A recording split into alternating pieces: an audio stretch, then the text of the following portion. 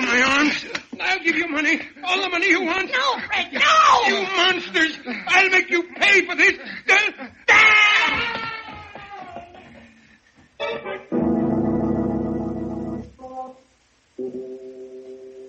Midnight, the witching hour when the night is darkest, our fears the strongest, and our strength at its lowest ebb. Midnight, when the graves gape open and death strikes. How? You'll learn the answer in just a minute in Murder's a Lonely Business.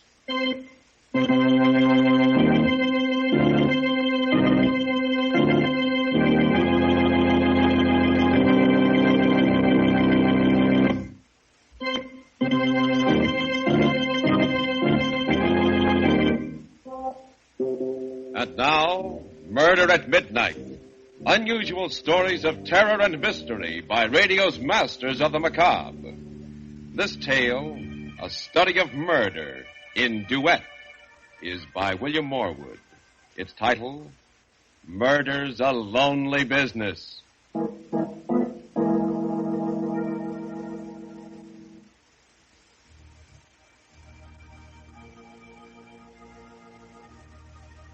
At a cemetery, a burial is taking place. For as much as it has pleased Almighty God of his great mercy to take unto himself the soul of our brother, the two chief mourners, Fred and Grace Tilson, stand beside the open grave. Earth to earth, and as he looks at his wife, bitter thoughts course through Fred's mind. Look at her. Look at her standing there, dabbing her eyes with a handkerchief. Tears.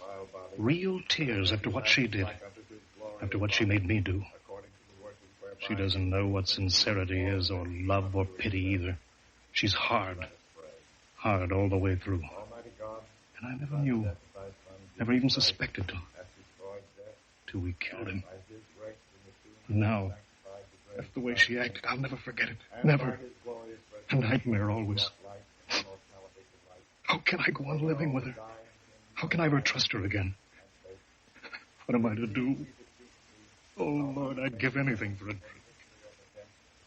To think I ever married that sniveling creature. I believe he's really crying. Really sorry. As if he cared a hoop about his Uncle Edward outside of the money he could get out of him. He was ready enough to help put the old man out of the way the other night. Now his nerve's gone. All he can think about is a drink. That's the only time I feel safe with him. When he's drunk. And not always then. The way he's been carrying on lately, Lord knows what he'll say or do next. I'll have to watch him every minute of the time. He's a fool.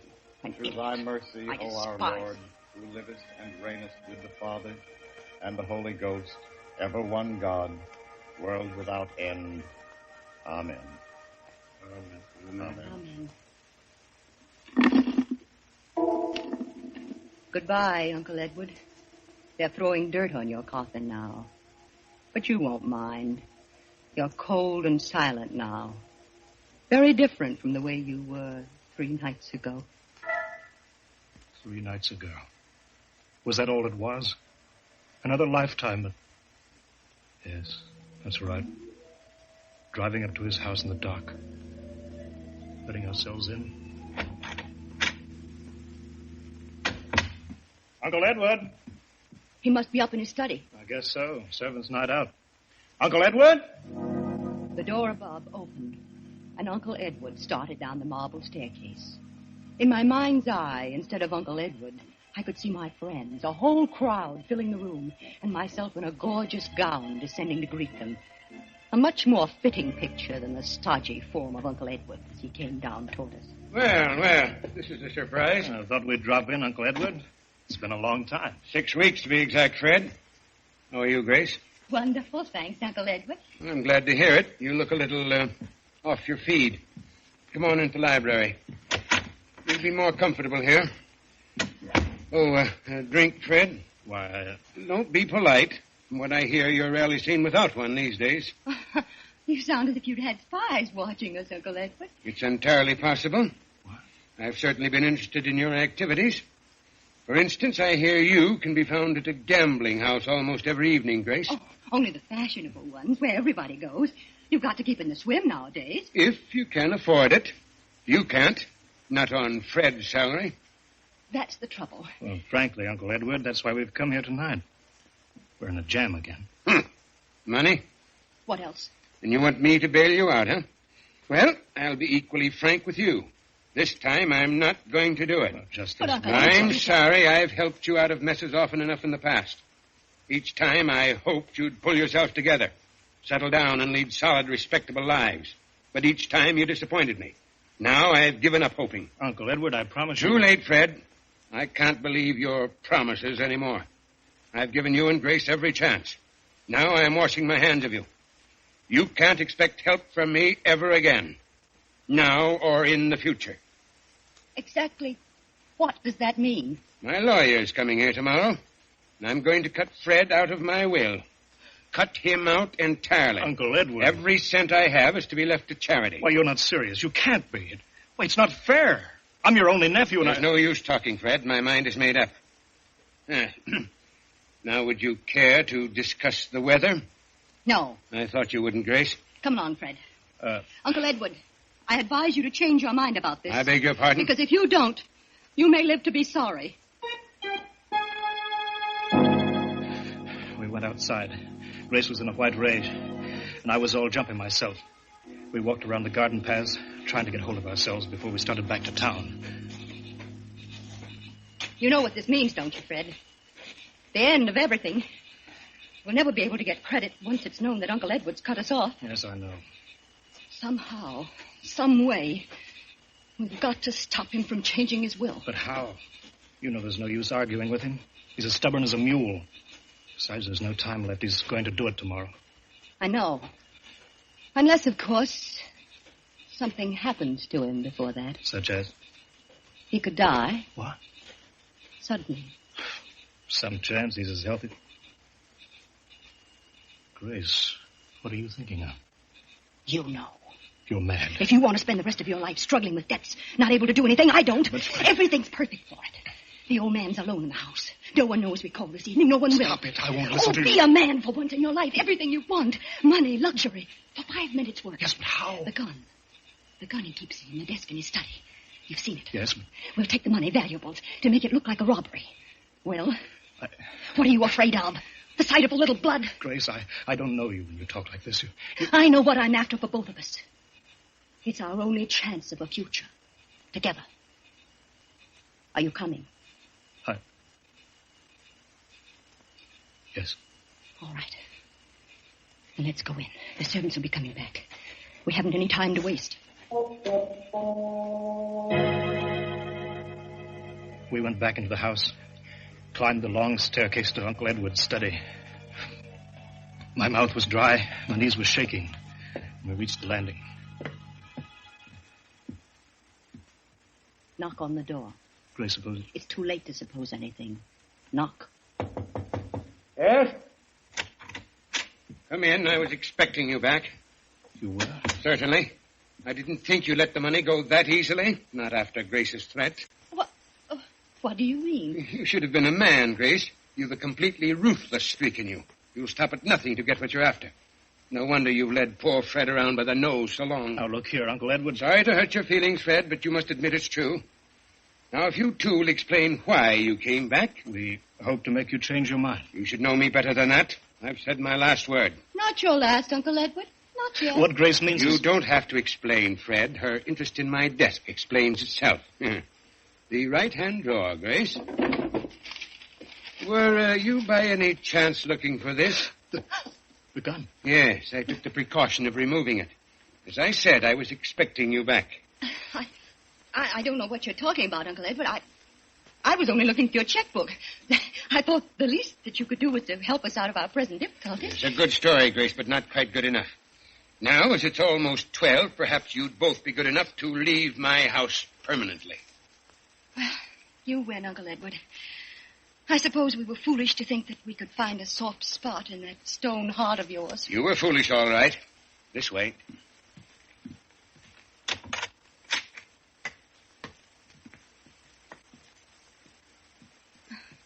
This reminds me of the old days, when Fred and I were first married, when we used to come and visit you. You used to see us to the head of the stairs when it came time to go. Just like this. That was a long time ago. I wish those days could come back. Impossible. Well, good night, Fred, and goodbye. Well, aren't you going to shake hands with your only nephew? Well, since it's for the last time, goodbye, Fred. Hold him, Fred. He's off, Fred. What? Let go of me, Grace. Fred, together. What? No. I'll give you money. All the money you want. No, Fred, no. No, you monsters. I'll make you pay for this.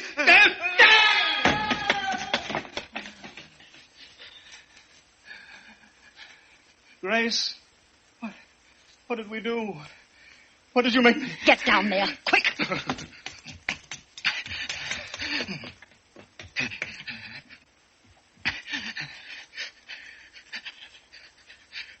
no pulse. He's dead. Grace, when did you find him? An accident. The old man tripped on the stairs and broke his back. The money's ours, Fred. Everything we wanted. What's that? What? Grace, you heard? Oh, you fools. So you think it's yours, do you? Nothing is yours but death. Because you're going to pay.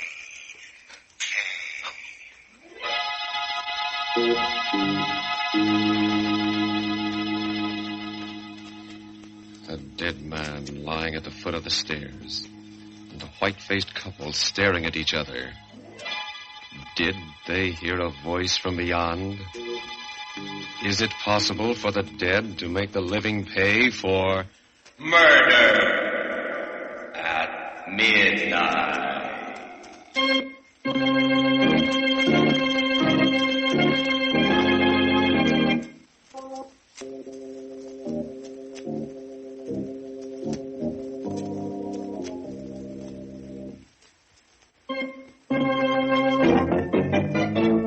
And now, here is Grace Tilton to continue our story.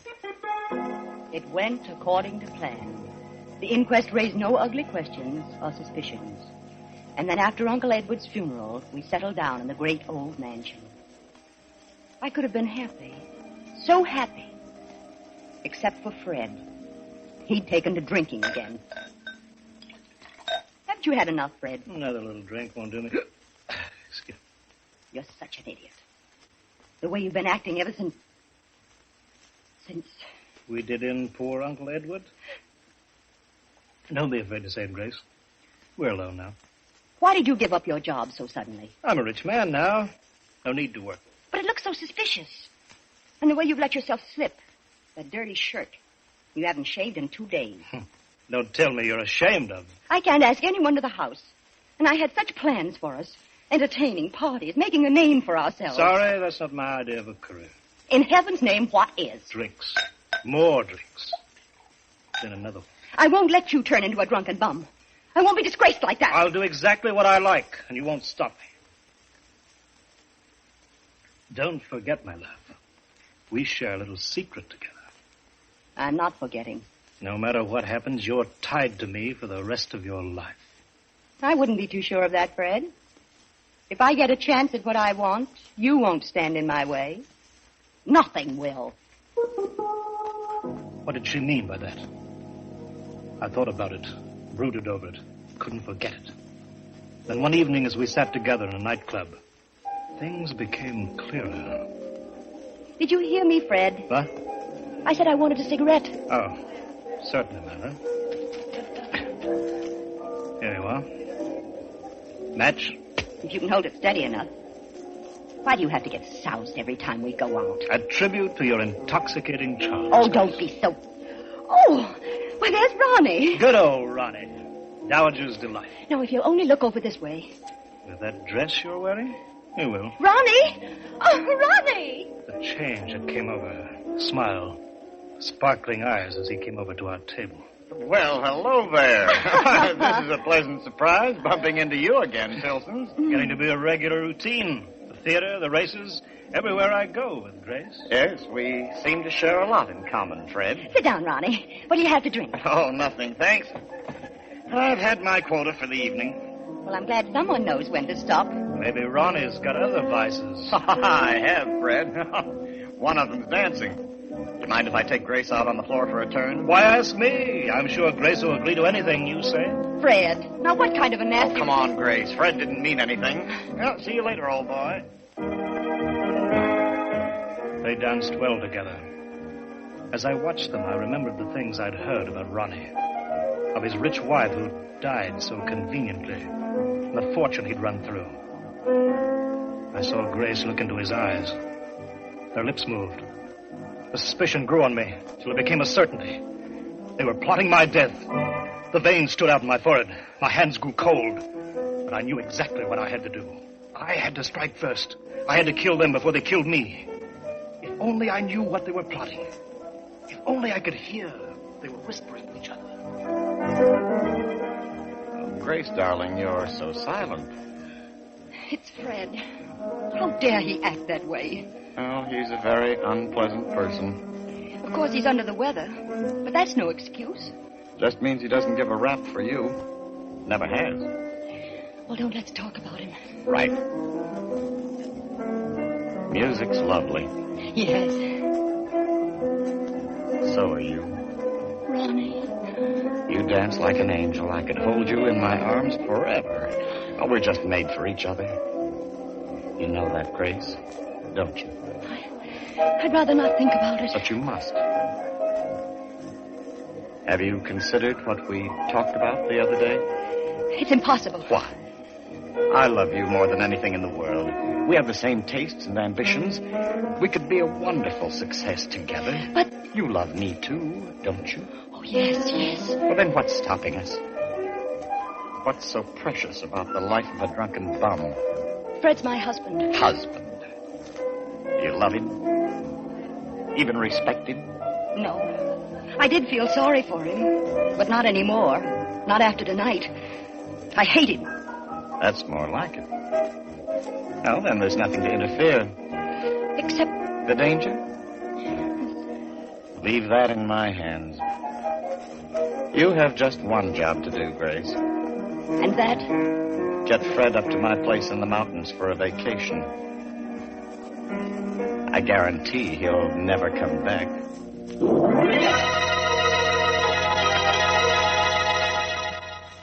I don't know if I should have been suspicious. Fred agreed to go up to Ronnie's place with surprising ease. It was almost as if he'd been expecting the invitation. The night we planned to do it, we sat in the living room, just the three of us. Ronnie was playing the piano. I'm afraid I'm awfully rusty. I haven't practiced in weeks. It sounds grand to me, Ronnie. Why don't you join him, Grace? I know you're just dying to play with Ronnie. Duet, I mean. Well, that's all we have time for anyway. I promised the Pearsons we wouldn't be late. Oh, that beach picnic. Tell you the truth, I don't feel much like it. But you promised to go, Fred. Do you a world of good, old boy. Wonderful night for a swim. You both seem very anxious to get me down to that lake. Why, not at all. If you want Grace and me to go alone. All right, I'll come. But I've got to go upstairs for my bathing suit. Wait for me here. Well, hurry it up, old boy. All set, Grace? You know exactly what to do? Well, I think so. You make a great fuss about Fred drinking. That'll be remembered afterwards. I'll take care of him at the raft. Push his head underwater. If you struggle, he'll call out. Not in the condition he's in. He's as weak as a baby. Be all over in a few minutes. I'll swim back. Ronnie. Yes? Isn't there some other way? We love each other so much. Can't we just... Run off together? Let's be realistic, darling. We need the money. His money. Love in a cottage isn't our style. I suppose not. Where is he? What's keeping him so long? I'm just as glad. Come on, Grace.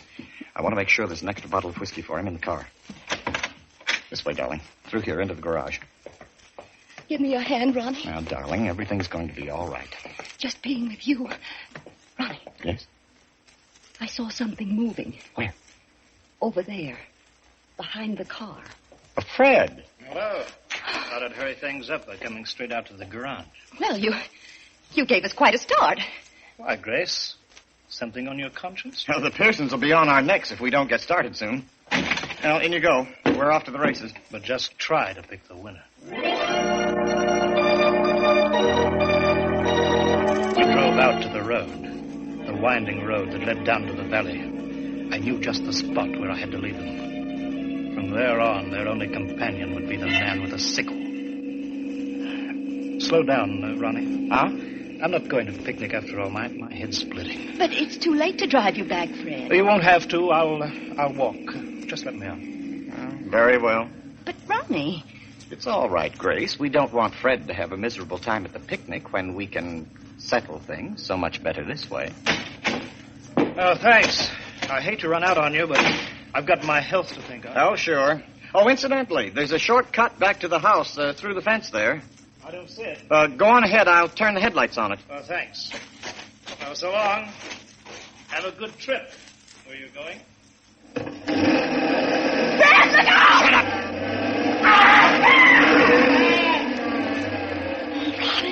Ronnie, you ran him down. You killed him. That's what we wanted, isn't it? But not here. Not out here on the road. It'll look like a hit-and-run accident. We'll double back at the bottom of the hill and pretend we came from another direction. Oh, we won't get away with it, Ronnie. It's no use. They'll catch us this time. Snap out of it, Grace. Sorry, but you've got to get hold of yourself. Yes, I must. I can't go to pieces. My hands are trembling. Where are you going? Take the wheel. You're going to drive. No, I can't. Now move over. Go on. No. Now drive. Your life depends on it. Both our lives.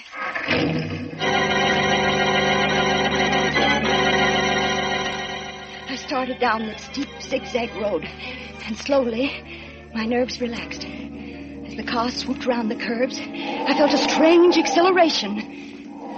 Easy on these curves, Grace. It's a sheer drop if we go over the cliff. Are you scared now, Ronnie? Well, I want to keep my neck in one piece. You needn't worry. I'm a good driver. Fred always said... What's the matter? Nothing. Keep your mind on the road. There's a hairpin bend ahead of here that... Hey, look out. Okay, I see it. I pushed on the brake. The pedal went all the way to the floor, but nothing caught. Nothing. No, Grace. Now, do you know what I was doing there in the garage? I disconnected the brakes. He did it! Fred! The fence, Grace. The He fence. disconnected them! Yes, Grace. I meant to kill you and Ronnie before you killed Grace, slow down. Oh, Ronnie, for heaven's sake, do something! Slow down. It's coming up for you. It's too late now. And a long, long drop to the rocks. Ronnie! See you soon, Grace.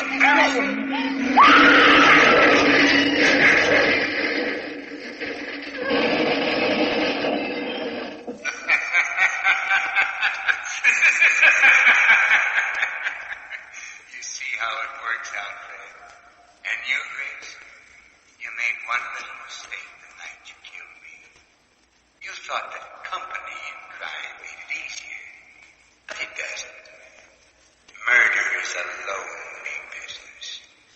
A very lonely business.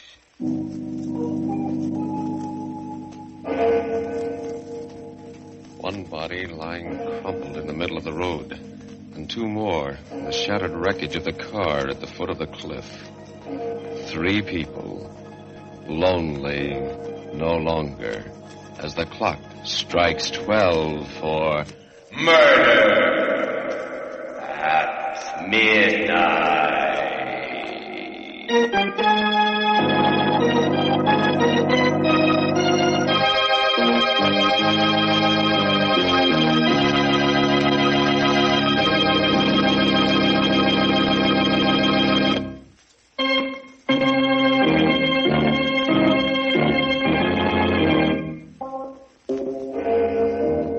Remember to be with us again when death plays host and the clocks strike 12 for murder at midnight.